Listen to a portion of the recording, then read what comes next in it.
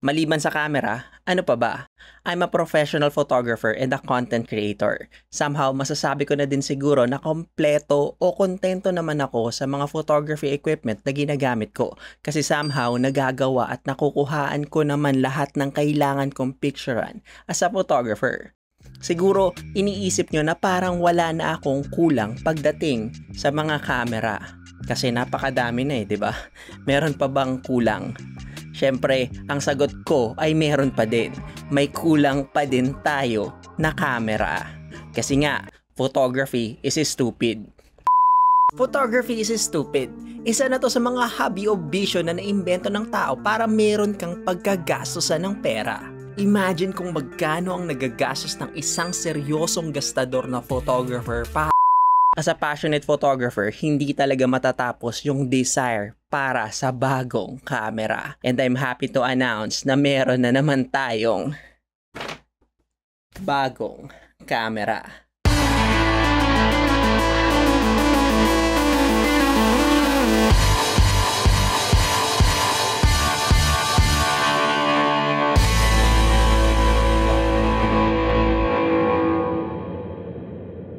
What is up guys, Hate here and welcome to another video. Bago ko i-reveal tong bago nating camera, ikikwento ko lang sa inyo yung mga camera na meron tayo o yung ibang mga camera na meron tayo na madalas nating ginagamit sa ngayon. Parang mag-flex lang ako siguro sa inyo ng mga gamit ko ngayon, pero ang gusto ko lang kasi talagang i-build up sa inyo is yung kwento muna para ma-explain ko yung side ko kung bakit dumami ng ganito yung mga gamit natin. Para somehow may background story muna tayo kung bakit ako napabili na naman ng bagong camera.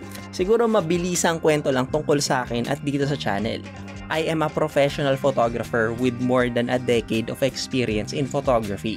At meron akong masasabi na siguro na collector's mindset. Yung mga gamit na nakikita nyo dito sa channel na to ay yung mga gamit na naipon ko na lang sa tagal ko na sa photography. I made this YouTube channel that promotes photography, taking advantage of the beauty of the Philippines. Ba't ba ako nag-i-English? Somehow masasabi ko na kompleto at kontento naman ako sa mga gamit na meron tayo. Sa ngayon, Fujifilm X-H2S yung ginagamit natin na camera madalas kasi siya yung may pinakamataas na spec sa mga camera na meron tayo. Siya rin yung nagre-record sa atin sa ngayon. And somehow, kompleto rin naman ako ng mga lenses para sa mga iba't ibang photography genre na ginagawa ko.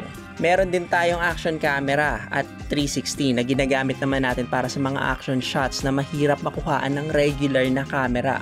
Kagaya ng mga underwater shots or underwater clips at saka yung sa motovlog adventure natin. Action camera o itong Insta360 ONE RS yung ginagamit natin sa mga ganon. This year, pinasok na rin natin yung drone photography, yung mga mataas na vantage point na requirement para sa wide establishing shot. Dahil meron na tayong drone, wala na tayong problema sa mga ganong shots. Sa dami ng mga naipon natin ng mga equipment, siguro iniisip nyo na parang wala na tayong limitation pagdating sa photography. Pero alam nyo ba na meron pa din tayong kulang? At ito na nga, yung camera na yon. Wait lang pala bago ko to i-reveal. This video is not sponsored. Lahat ng nabanggit at nakikita nyo ng mga equipment at brands na ginagamit ko sa video na to ay yung mga equipment na ginagamit ko kasi gusto ko silang gamitin. Kasi yun yung taste ko sa photography and as a photographer. Hindi ako nagpo-promote sa video na to ng kahit na ano maliban sa photography. Nag-share lang ako ng experience at perspective ko dito sa inyo, hoping na sana may matutunan kayo or at least somehow I got you entertained. So without further ado, eto na yung bago nating camera. Hulaan nyo nga kung ano to. Meron kayang makakahula? Tada! Nahulaan nyo ba guys? This is the latest iPhone 16 Pro. Hindi siya yung Max, pero iPhone 16 Pro. Okay. So, ayan. May kasama siyang freebies, case, whatever. Well, bakit smartphone? Bakit iPhone? Lagi kong sinasabi dito sa channel natin na kung gusto mong pasukin ng photography, simulan mo sa kung ano ang meron ka at huwag ka muna bumili agad ng camera. simulan mo sa camera ng phone or yung phone camera. Kasi almost lahat naman ng tao ngayon meron ng access sa mga cellphone at yung mga cellphone is meron ng magagandang camera. Lalo na yung mga bago ngayon. So siguro let's just do a very quick unboxing. This is my first time na magkakaroon ng iPhone. Ayan. Ayan. Samahan yung mic.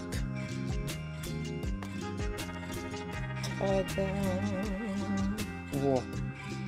So ganito lang pala siya talaga, no? Box lang. So phone lang talaga. This is the cable and cords. USB Type-C to Type-C, braided, and then yung ejector clip. Oh. Hello daw. So isi-set up pa natin 'to. Sa totoo lang, ang mga smartphone sa panahon ngayon ay meron talagang kayang gawin at kuhaan na hindi kayang makuhaan ng mga conventional na camera. At yun na nga ay yung mga lugar na kailangan ng permit para makapag-picture ka.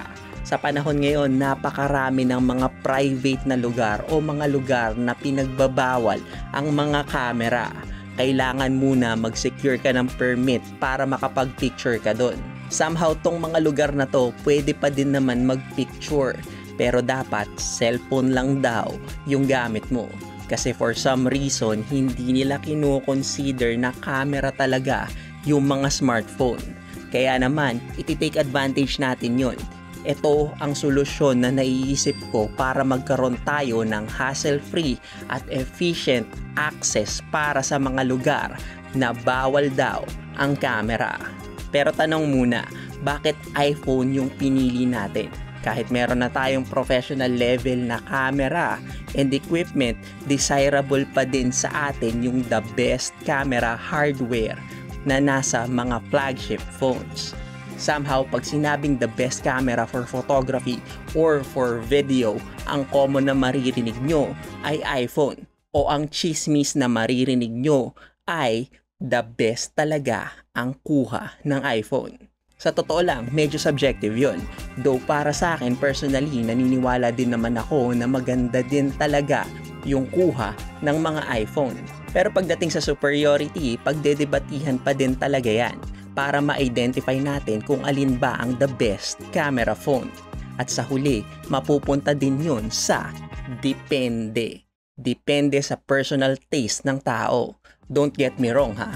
Etong iPhone 16 Pro na to is a flagship phone at the best ang camera hardware nito. Katulad ng iba pang mga flagship phone ng iba't ibang major brands. Premium quality ang ibibigay sa atin na output nito pagdating sa photography at videography. Siguro naman para sa presyo ng mga flagship phones na katulad nito, nakapresyo na halos ng magandang mirrorless camera. Syempre mataas din yung expectation natin para sa mga capabilities niya. Hindi tungkol sa iPhone tong video na to, kaya hindi ko iisa-isahin yung specs ng iPhone 16 Pro. Siguro sa mga susunod na video na lang natin yung pag-usapan. Pero pagdating sa isa sa mga nagustuhan ko kasi dito, ay yun ay yung meron siyang dedicated na button para sa camera or yung shutter button na somehow decent naman yung response niya. Hindi ko pa na-explore lahat ng settings dito sa phone na to, kaya hindi pa ako ganun ka-familiar masyado, lalo na pagdating sa camera niya or pagdating sa camera nitong iPhone 16. Pero kung meron akong maibibigay na impression sa inyo pagdating sa iPhone versus Android with regards sa photography, mas madaling gamitin talaga ang iPhone pang picture kasi almost point and shoot lang siya talaga. Maganda na agad yung kuha niya as is.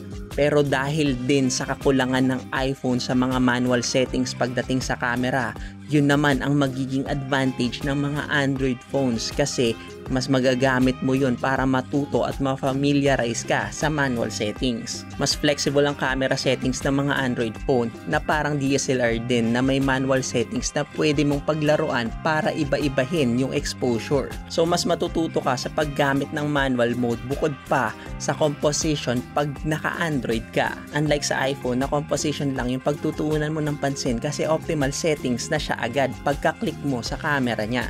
Yun din siguro ang reason kung bakit madaming mga tao na nagsasabi na mas maganda ang kuha ng iPhone. Kasi nga, pagka-click mo ng picture sa cellphone, maganda na agad yung kuha. optimal na agad yung exposure ng litrato. Unlike sa mga mid-range to flagship Android phones na kailangan mo pa iset yung camera settings para matimpla mo yung magandang picture. Sa opinion ko, sa simula mukhang okay ang iPhone talaga, pero in the long run, mas maa-appreciate mo ang photography kung naka-Android phone ka or sa Android phone ka magsisimulang mag-aral. Kasi somehow parang manual mode din talaga na mapaglalaroan mo yung manual settings ng mga Android phones na kagaya ng mga nasa mirrorless or DSLR camera. Yung manual mode sa Android phone, yan yung makikita nyo na pro mode. Kung may alam ka sa photography, kahit pa basic lang, as long as naiintindihan mo yung exposure triangle, yung ISO, shutter speed at aperture, most of the time magagawa mo yung picture na gusto mo, regardless pa kahit anong camera yung hawak mo. Mapa Android man yan or iPhone, kasi alam mo kung paano mo isiset yung optimal output pagdating sa photography. Sa panahon ngayon, maganda na talaga yung quality na kayang makuha ng mga smartphone. Idagdag mo pa na pwede mo siyang magamit almost kahit saang lugar, lalo na sa mga lugar na hindi pwede yung mga conventional camera. Yung makakuha ka ng magandang photo sa lugar na bawal yung DSLR, sapat na dahilan na yon para sa akin para piliin ang flagship smartphone kesa sa DSLR. So yun, ang dami ko nang pinagsasabi, di ba? Kayo guys, meron pa ba kayong gustong idagdag? Comment nyo na lang siguro sa baba. Abangan nyo yung output at content natin gamit tong phone na to kasi gagamitin talaga natin siya to capture the moment, especially sa mga lugar na bawal daw yung camera. So I guess that's it for me guys. Thank you for watching Hate Photography TV at naway may natutunan kayo or at least I got you entertained. Please don't forget to like and subscribe. Once again, my name is Hate. See you in the next video. Mabuhay!